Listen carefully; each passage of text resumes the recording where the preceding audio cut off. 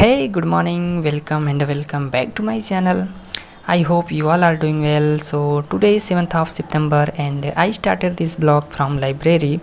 So मैंने table arrange कर लिया है अपना, तो स्टार्ट करते हैं। सो टाइम हो रहा है 10:20 राइट नाउ एंड आज की शुरुआत होती है बेसिकली फिजिक्स के लेक्चर के साथ। फिजिक्स में आज मैं बेसिकली न्यूटन लॉ का लेक्चर नंबर 2 करने जा रहा हूँ। एक्चुअली इसका फर्स्ट लेक्चर मैं बहुत पहले कर लिया था, रक्षाबंधन से पहले। रक्षाबंधन पर भी बुक नहीं लेकर गया था घर, सोचा एक रात रुकूंगा फिर वापस चला आऊँगा, बट 3 दिन रहना पड़ गया और रिटर्न आया भी तो पीछे का ही पढ़ा जो फिज़िक्स में पहले पढ़ा था। कुछ नया नहीं पढ़ा फिज़िक्स में। बात यह है कि लास्ट ईयर में फ़िज़िक्स अच्छे से पढ़ा नहीं था, जिससे क्वेश्चन प्रैक्टिस में मुझे बहुत प्रॉब्लम होती है, पूरे क्वेश्चन लग नहीं पाते। इसलिए मैं घर से आया तो अगेन फिज़िक्स के ही सारे क्वेश्चन सॉल्व किया जो पढ़ा था। देन इसके बाद नया चैप्टर स्टार्ट कर रहा हूँ। कई लोग तो फिज़िक्स में हमसे भी ज़्यादा आगे होंगे, तो यार उनको बहुत बधाई। यदि आपको समझ में आ रहा है तो आप पढ़िए। और मुझे इस बात का गम नहीं है कि फ़िज़िक्स मेरा पीछे है, बट खुशी इस बात की है कि समझ कर पढ़ रहा हूँ।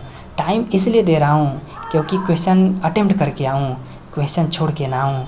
लास्ट ईयर जो गलती किया था वो गलती दोहराना नहीं चाहता मैं। इस बार फॉर्मेलिटी के लिए नहीं पढ़ना है कि यार इतने चैप्टर हो गए, इतना सिलेबस हो गया, इसलिए नहीं पढ़ना है।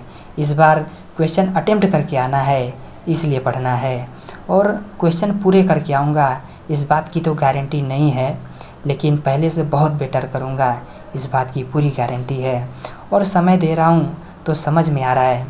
और जो फिज़िक्स कहता था कभी कि तुम एक भी क्वेश्चन नहीं कर पाओगे मेरा, जो फिज़िक्स कहता था कभी कि एक भी क्वेश्चन नहीं कर पाओगे तुम मेरा, आज जब जब किताब खोलता हूँ हर बार वो मुझसे शर्मिंदा होता है।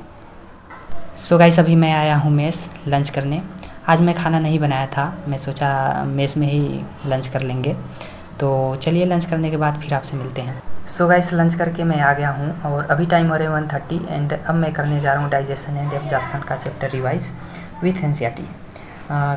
8 को मेरा टेस्ट है जिसमें एक चैप्टर इंक्लूड है, तो इसे एक बार अच्छे से कर लेंगे। आल्दो इस चैप्टर में कोई दिक्कत नहीं है, अच्छे से तैयार है, क्वेश्चन भी लग जाते हैं सारे, बट एक बार रिवाइज़ करना ज़रूरी है, राइट। और इस चैप्टर में मुझे नोट्स भी पढ़ने की ज़रूरत नहीं है क्योंकि बहुत सारे एक्स्ट्रा पॉइंट मैं इसी में मेंशन कर दिया हूँ, आप देख सकते हो। बहुत लोग पूछते हैं एनसीईआरटी कैसे पढ़ें, एनसीईआरटी में एक्स्ट्रा पॉइंट क्या लिखें। तो आप टीचर के नोट्स को पढ़िए और नोट्स में जो भी रेलेवेंट चीज़ें लगे या फिर टीचर बोले उसको इम्पॉर्टेंट, तो आप उसे यहीं पर कैद कर लो एनसीईआरटी में। और इससे क्या होगा कि आपका जो भी कंटेंट है, आपका जो भी नोट्स है वो प्रिसाइज़ हो जाएगा, जिससे आपको बार बार नोट्स को पढ़ने की ज़रूरत नहीं होगी। आप सिर्फ एनसीईआरटी पढ़ लोगे, आपका नोट्स भी क्लियर हो जाएगा। और मैं तो यही कहता हूँ कि यार जितना हो सके उतना आप अपने नोट्स को, अपने स्टडी मटेरियल को प्रिसाइज़ करिए, क्योंकि बहुत सारा पढ़ने की ज़रूरत नहीं है। कम पढ़ो लेकिन रिलेवेंट चीज़ें पढ़ो जो एग्ज़ाम में आए, है ना। सो गाइस, बायो करने के बाद अब मैं करने जा रहा हूँ केमिस्ट्री में बेसिकली मोल कंसेप्ट के क्वेश्चन सॉल्व करूँगा क्योंकि टेस्ट में ये भी शामिल है। तो पहले एक बार इसके नोट्स को देख लेंगे, फिर इसके क्वेश्चन सॉल्व करेंगे।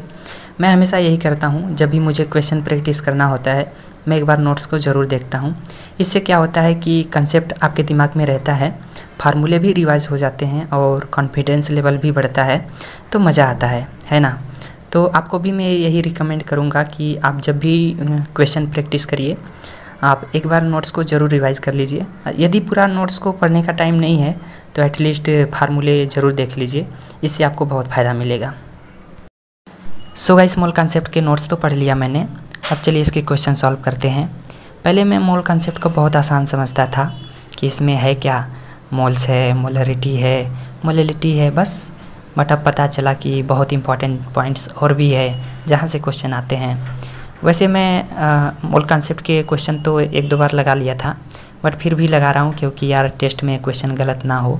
क्योंकि मेरे साथ बहुत बार ऐसा होता है कि मैं रूम पे लगाता हूँ तो लग जाता है, बट टेस्ट में वही गलत हो जाता है। बहुत सारे कंसेप्ट, फार्मूले उल्टा सीधा कर देता हूँ। सो गाइस, अभी मैं लाइब्रेरी के बाहर आ गया हूँ क्योंकि यार बहुत तेज़ भूख लगा है। तो चलिए आज मोमोज़ खाते हैं। मोमोज़ मुझे बहुत पसंद है, आई थिंक 6 महीने के बाद खा भी रहा हूँ मैं। आप कहोगे ये कैसी पसंद है, तो यार घर वाले लिमिटेड पैसा दे रहे हैं, रोज़ थोड़ी खा सकते हैं। इसी राह से रोज़ गुजरते हैं, लेकिन पलट कर भी नहीं देखते। तो गाइस अभी टाइम हो रहा है 7:30 राइट नाउ, एंड अब मैं करने जा रहा हूँ बायो में एनिमल किंगडम वाला चैप्टर। आल्दो मैं ये चैप्टर ऑप्शनल में रखा था कि यदि सब कुछ हो जाएगा, कंप्लीट हो जाएगा और टाइम मेरे पास बचेगा तो मैं इसको भी करूँगा। तो अभी ऑलमोस्ट 1.5 घंटे का टाइम है मेरे पास, 7:30 बज रहे हैं और 9 बजे मुझे जाना है। तो कोशिश करेंगे कि 1.5 घंटे में ये कंप्लीट हो जाए। इसके क्वेश्चन गलत हो रहे थे मेरे, तो मैं सोचा इसको एक बार वन शॉट लेक्चर में देख लेते हैं।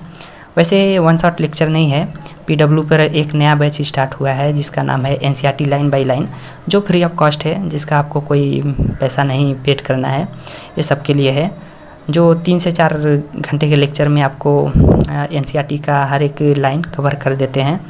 तो ये बहुत ही यूज़फुल है, आप ज्वाइन कर सकते हो। लेकिन ये सिर्फ वो ज्वाइन करें जो एक या 2 बार पढ़ लिए हैं, जो ड्रॉपर हैं।